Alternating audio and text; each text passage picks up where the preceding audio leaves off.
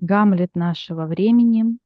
Рождественская драма-мистерия в 3 частях с прологом и эпилогом.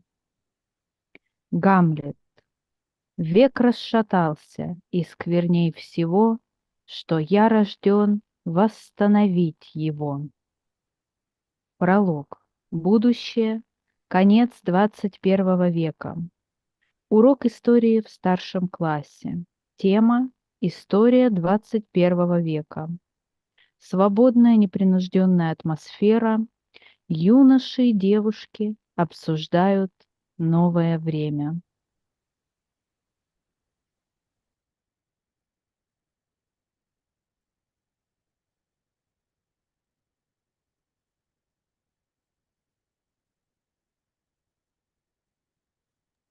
Задумчивый ученик произносит. И все-таки что-то здесь непонятно.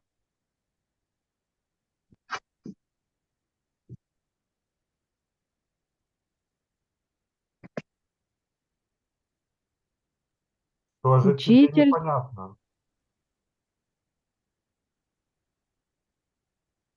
Вот мы проходили историю 20 века. Это был совершенно другой мир, чем сейчас. Да в чем же другой? Ну как же, вот сейчас все дети на Земле имеют возможность быть собой, учатся в таких школах, что тогда можно было только мечтать, чтобы попасть в такую школу, как она называется, не помню. Слово такое чудное. Ты хотел сказать в вальдорфских школах? Да, точно, в этих вальдорфских. От одного только названия уже весело становится.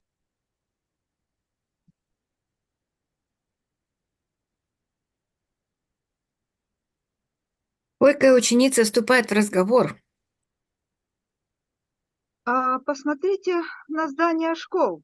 Да и не только школ, но и вообще большинство зданий, они такие, как будто живые, что хочется туда входить, как в сказку попадаешь. А в 20 веке были сплошные унылые серые коробки, как только люди в них находились. Я бы уже через час просто задохнулась бы жить в таком доме. Добрый хозяин и собаку свою не будет в такой будке держать. А теперь почти у всех домов такая чудная архитектура. Забыла, как она называется? Ты имеешь в виду органическая архитектура?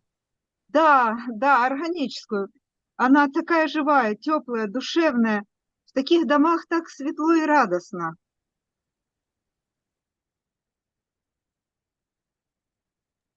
А мне бабушка рассказывала, что она еще застала, когда была маленькой, какие тогда были деньги. Стоило только их взять в руки, как они подчиняли себе человека, и он уже за всю оставшуюся жизнь только и делал, что работал ради денег. Сейчас бы никому в голову не пришло всю жизнь только и мечтать, чтобы заработать как можно больше денег, или чтобы выйти на пенсию и ничего не делать. Умрёшь же ж со скуки.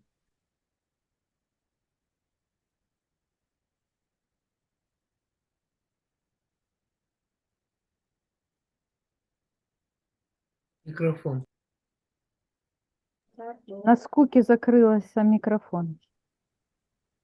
А мне дедушка рассказывал, какие тогда были врачи. Не дай бог было заболеть, и на тебя уже надвигаются чудовища в белых халатах и плотоядно скалятся. Ну что, будем лечить или пусть живет? А сейчас, когда человек заболевает, то он имеет возможность переосмыслить всю свою жизнь и потом начать что-то совершенно новое.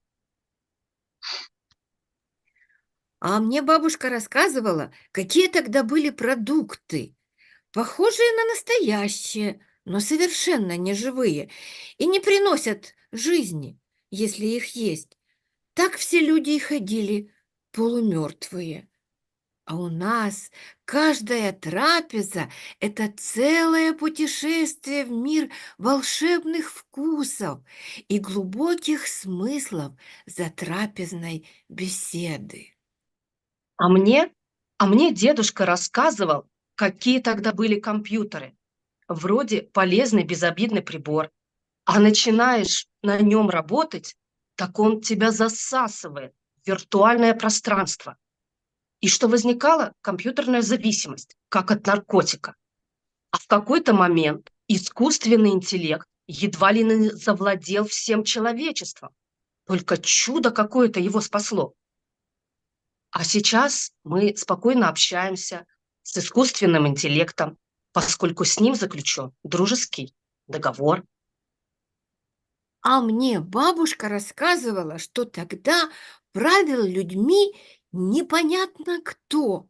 Кто захотел, назвал эпидемией, кто захотел, войну развязал.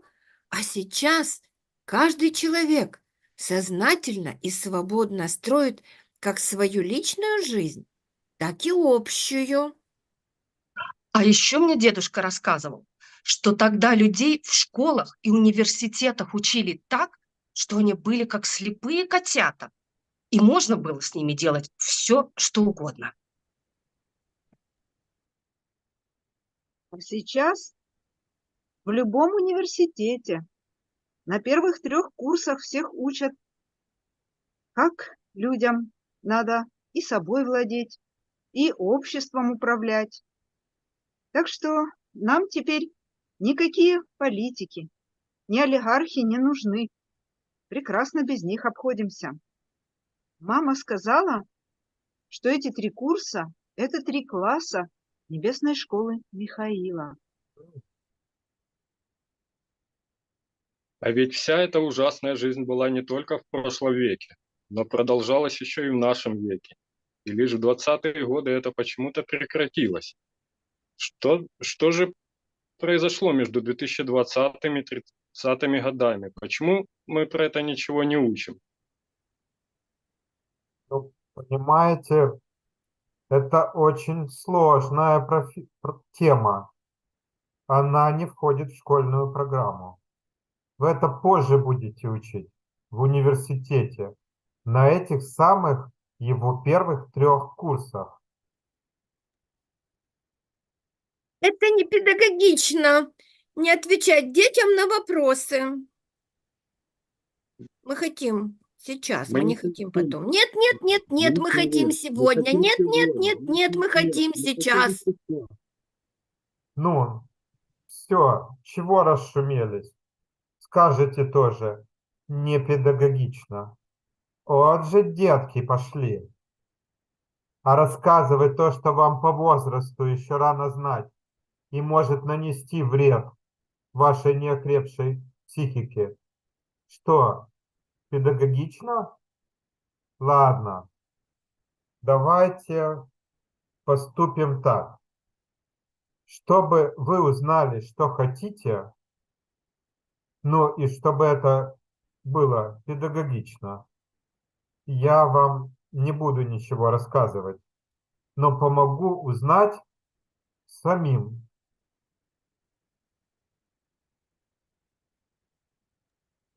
И тогда это не будет вредно.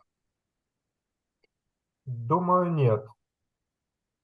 Вот, например, вы, наверное, знаете, что можно нанести большой вред человеку, если его учить писать, читать в 3 года. Но если вдруг он сам неожиданно как-то этому научится, то значит, так тому и быть. Хорошо. А как же мы сами будем эту тайну раскрывать? Это будет что-то похожее на экспедицию, но только не в пространстве, а во времени. Умничка. На школьных уроках обычно есть учитель, и он рассказывает, что предусмотрено программой. Но мы сейчас объявим рубежную самостоятельную работу, и вы сами по своей инициативе будете искать ответы на свои вопросы. Так овцы будут целы и волки сытые, потому что педагог не может нарушать школьную программу. А вы во время самостоятельной работы можете проводить любые исследования, И притом теми методами, которыми захотите и сможете. Но поскольку машину времени еще не изобрели, то разгадать самостоятельно эту тайну вы бы могли, например, своим творческим воображением, через представление. А скажите-ка, какой спектакль вы сейчас репетируете на рождественские праздники? Шекспира, Гамлета. Ну, в Вообще общем, быть быть или или не не быть? быть. Вот в чем вопрос. Отлично. Так пусть Гамлет и будет главным героем этих событий. Он и поведает вам, как там все происходило. Да как же он нам что-то поведает? Этого ж нет в сценарии. Минуточку. А какой метод лежит в основе драматического искусства, который вы сейчас изучаете?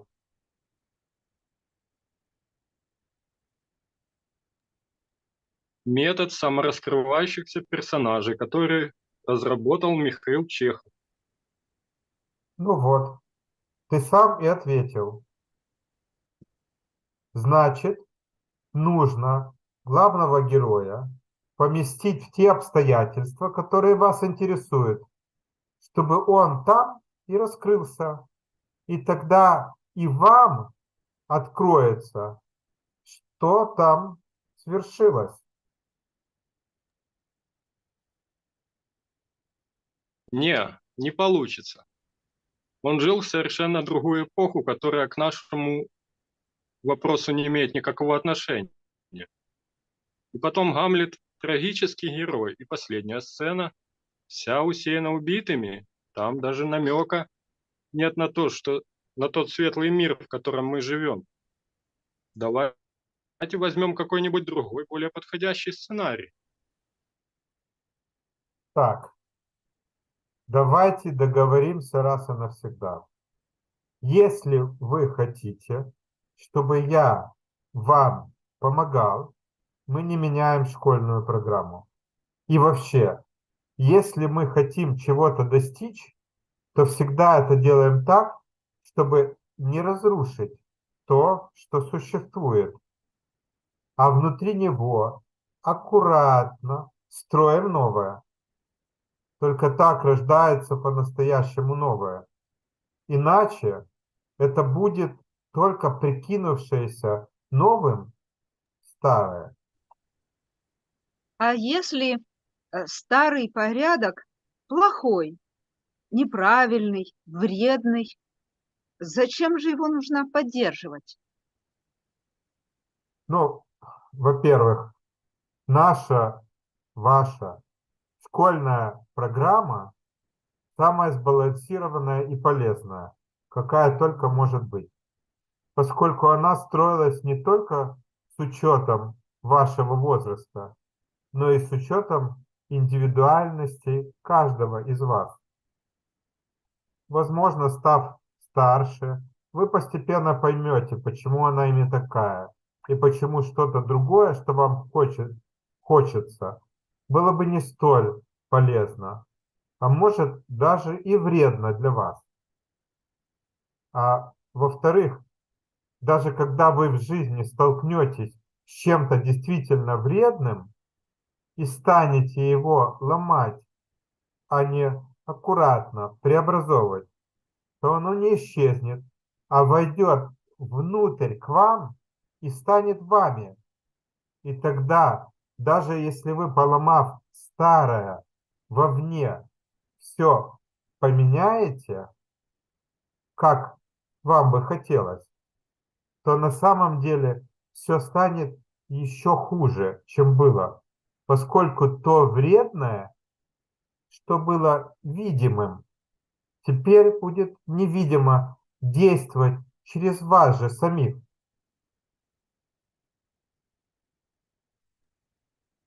Это как убить дракона? Тогда сам станешь драконом. Точно. И заметьте, пока вы будете созидательно наш мир будет оставаться таким светлым, каким вы его застали сейчас. Но ведь в мире всегда будет что-то устаревать. И стоит только попытаться разрушить то, что вам не нравится, тогда мир снова погрузится во тьму. Кстати, касательно того, что вы меня выпытываете, тогда мир еще был погружен во тьму, то именно таким созидательным образом он и был сделан светлым.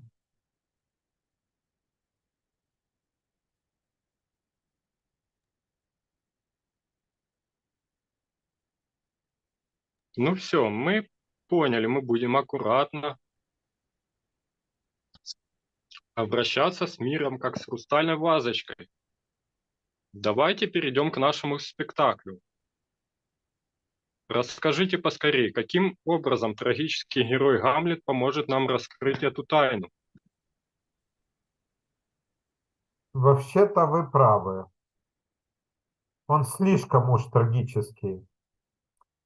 Ему самому это будет трудно. Ну, давайте призовем на помощь существо космического юмора. Слышали про такое? Да, родители рассказывали. А у меня дома есть изображение на всю стену. Целой скульптурной группы, где оно сверху на все смотрит. Постойте, так вот здесь же есть такое же изображение на всю стену. Можно прекрасно все детали рассмотреть. Но как его можно позвать? Это же статуя, это часть скульптурной группы. Ну и что? А как вы Гамлета и всех остальных персонажей призывали во время репетиции? Да, это невидимые существа, но они приходят и общаются с вами.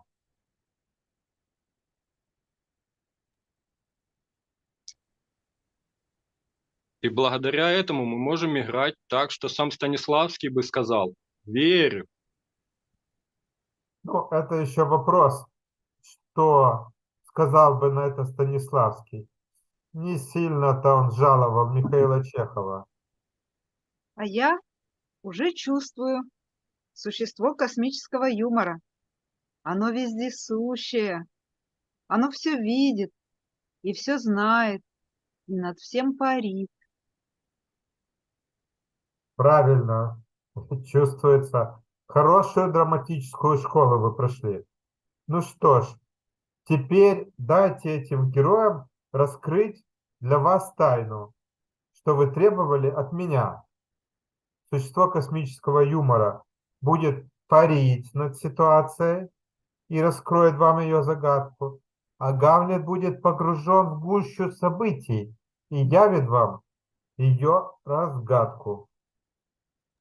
В этот момент существо космического юмора сходит с картины и приближается к ученикам. Ну вот, у вас все уже прекрасно получается. Мы рады приветствовать тебя, о существо космического юмора. У нас сейчас будет рубежная самостоятельная работа. Поэтому я оставляю учеников, чтобы ты предоставил им свободу познания. Отдаю тебе их в твои надежные руки. Но ты не забывай, что они хоть и задают взрослые вопросы, но все еще дети.